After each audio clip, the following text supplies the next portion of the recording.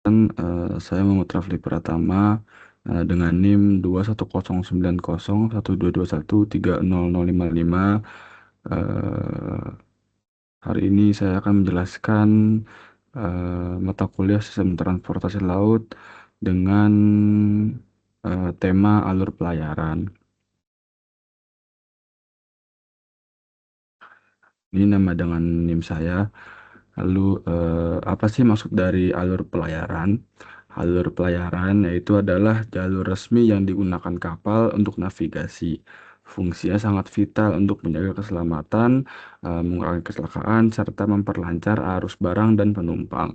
Faktor penting dalam pembahasan adalah bagaimana memilih karakteristik alur sesuai, menentukan kedalaman dan lebar, merancang layout yang efektif, serta menyusun perancangan secara menyeluruh. Berikut adalah contoh untuk alur pelayaran. Di sini ada daerah pelabuhan, dan ini adalah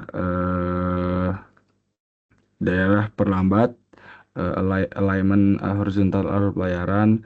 Nah, ini navigasinya. Ada lebar alur, luas kolam, dan kedalaman sesuai dengan ukuran kapal yang akan melewati alur pelayaran. Apa aja faktor penentu karakteristik alur pelayaran? Yang pertama itu ada jenis kapal, bisa dari draft kapal, ukuran kapal, dan kemampuan manuver menentukan seberapa besar alur yang dibutuhkan.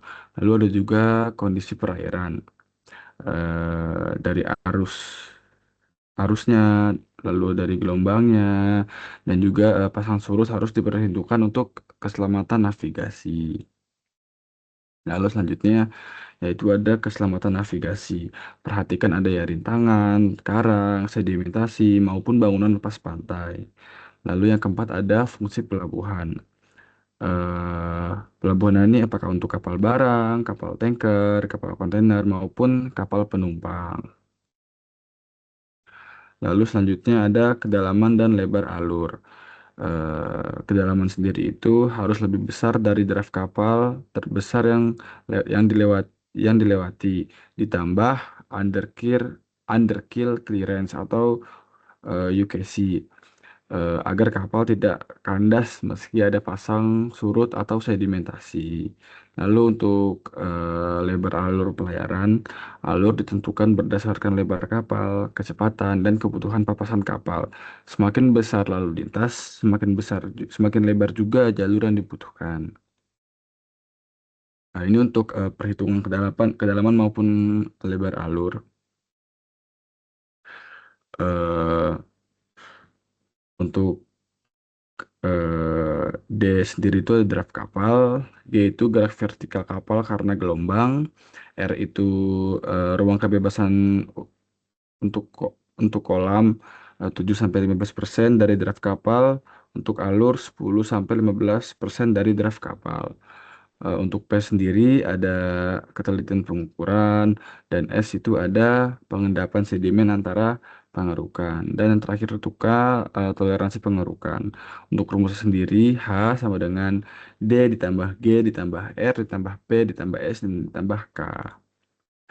Lalu untuk layout alur pelayaran sendiri, jalur sebisa mungkin itu harus lurus dan jelas agar navigasi itu lebih mudah terlihat. Jika harus berbelok, gunakan radius tikungan besar supaya kapal bisa bermanuver dengan aman. Layout dilengkapi dengan tanda navigasi seperti buoy, beacon, dan lampu suar untuk panduan kapal. Lalu ada juga perencanaan alur pelayaran. Yang pertama ada studi hidro, oceanografi, pengukuran kedalaman, arus, pasang surut, dan kondisi dasar laut. Lalu yang kedua ada analisis kebutuhan kapal, mulai dari jenisnya, ukurannya, jumlah kapal yang akan melewati alur. Lalu ada juga perencanaan teknis.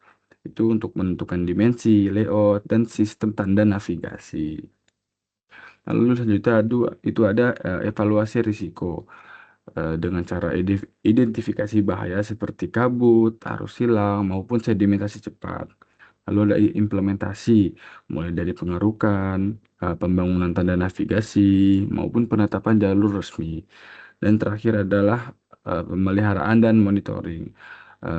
Survei batimetri rutin dan perbaikan tanda navigasi. Mungkin cukup sekian dari presentasi dari saya. Wassalamualaikum warahmatullahi wabarakatuh.